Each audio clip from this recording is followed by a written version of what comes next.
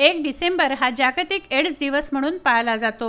या निमित्ताने पंधरवडा राबवण्यात येत आहे। एड्सच्या निर्मूलनासाठी शासन प्रयत्नरत असून त्यासाठी पंधरवडा राबवून जनजागृती करण्यात येत आहे। या अंतर्गत पथनाट्य, भव्य रांगोळी, भित्तिपत्र तसंच युवा संवाद अशा विविध कार्यक्रमांचं आयोजन या पंधरवड्यात करण्यात आलं आहे। याविषयीची माहिती जिल्हा शल्य चिकित्सक डॉक्टर श्याम सुंदर निकम यांनी दिली। 1 डिसेंबर ते 15 डिसेंबरपर्यंत एड्स जागतिक एड्स दिन साजरा आपण जे करतो आहे त्याचा 15वा साजरा करण्यात येत आहे। त्या निमित्तानं आम्ही 15 दिवसासाठी एक नियोजन करून त्याचाच एक भाग म्हणून 1 तारखेला काल आम्ही राजकमल चौक येथे एक भव्य रांगोळीची काढण्यात आली होती। तसेच सेल्फी पॉईंट ठेवण्यात आला होता।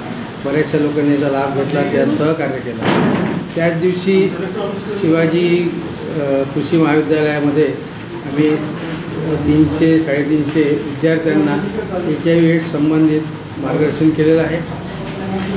आजपासून जे काही कार्यक्रम सुरू झाले ते आजपासून करायला सुरू झाले। त्याचाच एक भाग उद्या दिनांक 3 डिसेंबरला माननीय विभागीय आयुक्त यांच्या हस्ते निघणाऱ्या या रॅलीला ते दिल्ली देणार आहेत आणि एक भव्य रॅली आणि त्यानंतर मानवी शृंखला आपण तयार करणार आहोत। 4 डिसेंबरपासून विविध प्रकारचे कार्यक्रम आयोजित केलेले आहेत। एक जो काही सध्याचा ट्रेंड आहे, जे काही एक समाज मन थोडंसं जरा अगोदर आमचा असा अनुभव होता, हे सगळे आजारी किंवा या आजाराचे रुग्ण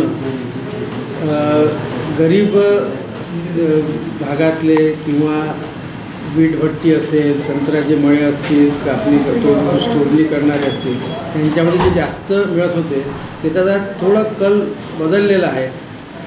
किंबहुना सोबतच आता सुशिक्षित वर्ग, एक धनाढ्य वर्गातसुद्धा अशा प्रकारचे रुग्ण आढळायला लागले आणि त्यामुळं या आजाराचं जनजागृती व्हावी, त्याची इत्थंभूत माहिती सर्वसामान्यांना व्हावी, या दृष्टीनं या सगळ्या योजनांची माहिती या 15 आम्ही देणार आहोत। आणि अशा प्रकारे आपणसुद्धा आवाहन करतो की याची व्यापक प्रसिद्धी देऊन सगळ्या जनतेला यामध्ये सतर्क करावं असे एक आवाहन करतो। धन्यवाद।